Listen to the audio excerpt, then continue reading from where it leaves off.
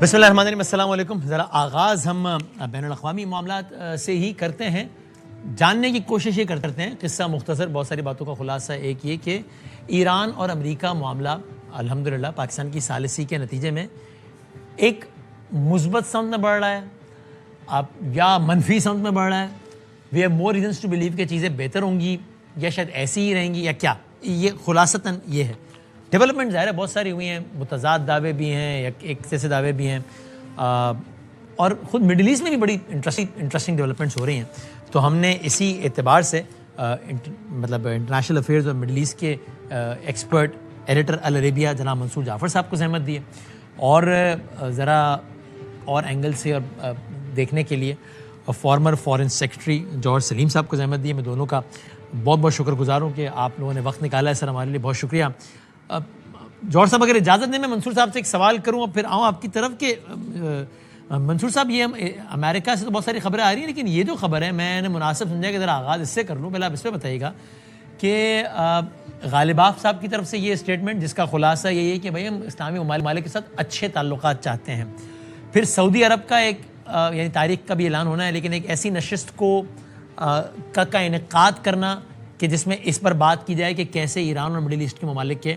معاملات بہتر ہوں۔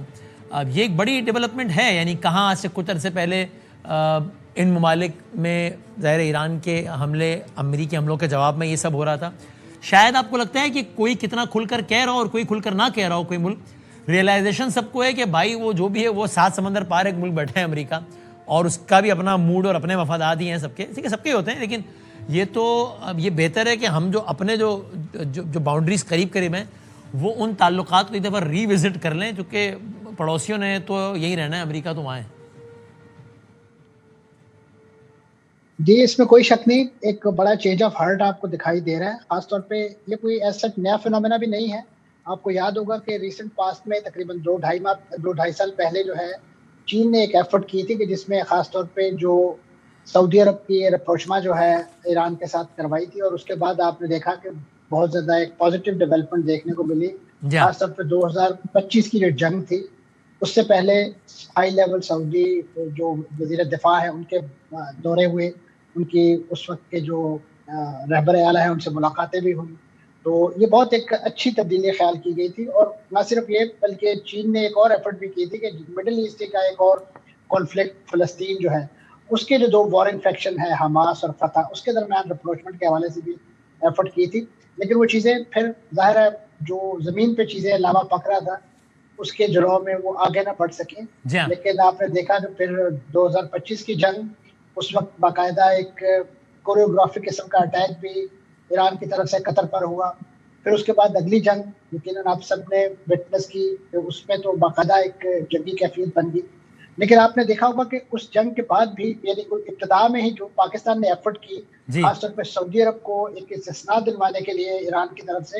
ایران نے بھی بڑا دل بڑا کیا اور اس پہ پاکستان کی ہمسائیگی اور اس کی ثالثی کو آنر کرتے ہوئے سعودی عرب کے لیے ایک ایکسیپشن پیدا کی کہ اس اپنے حملوں میں شدت یا کمی لے کر آئے اور اس کو ایک لحاظ سے ایگزمپشن ہی کر دی۔ پھر پاکستان نے جب اپنے معاہدے کے حوالے سے انہیں ریکال کروایا کہ ہم ایک ڈیفنس پیکٹ کے اندر ہیں ان کے ساتھ، آپ ہمارے ہمسائے ہیں، تو ایران کو یہ بات بڑے اچھے طریقے سے سمجھ آ گئی۔ اور اب میں سمجھتا ہوں جو وہاں پر جو ایک لحاظ سے جو حدت اور شدت ڈیولپ ہوئی تھی چاہے تعلقات کے اندر ہو یا ادروائز جو آزاد جنگ کے اندر، اس کا جو اس وقت سبق حاصل ہوا ہے وہ خطے کے ممالک ان کے لیے بھی اور خود ایران کے لیے بھی، کیونکہ انہیں معلوم ہے کہ اس خطے میں امریکہ کی جو ملٹری آؤٹ پوسٹ ہے اسرائیل، وہ بنیادی خطرہ ہے ان سب کے لیے۔ اسرائیل ماضی میں انہی عرب ملکوں کو ایران کے حوالے سے ڈراتا اور دھمکاتا رہا ہے کہ ان کا ایک بڑا ایکسپینشن ڈیزائن ہے اور وہ آپ کو ایک ہلال شیعی کی طرف آپ کو ایک شیعہ کرسنٹ آپ کے گرد بن گیا ہے، جس کے نتیجے میں آپ کی اپنی منارٹیز اور آپ کی اپنی کنگڈم اور شیخڈم جو ہے وہ خطرے میں پڑ سکتی ہیں۔ تو یہ وہ سارا ڈرامہ تھا جو ماضی میں رچایا جاتا رہا، لیکن میں سمجھتا ہوں اس جنگ کے نتیجے میں جو چیز اس وقت زمین پر کھل کر سامنے آئی ہے کہ آپ نے جیسے خود فرمایا کہ ہمسایوں نے تو یہی رہنا ہے،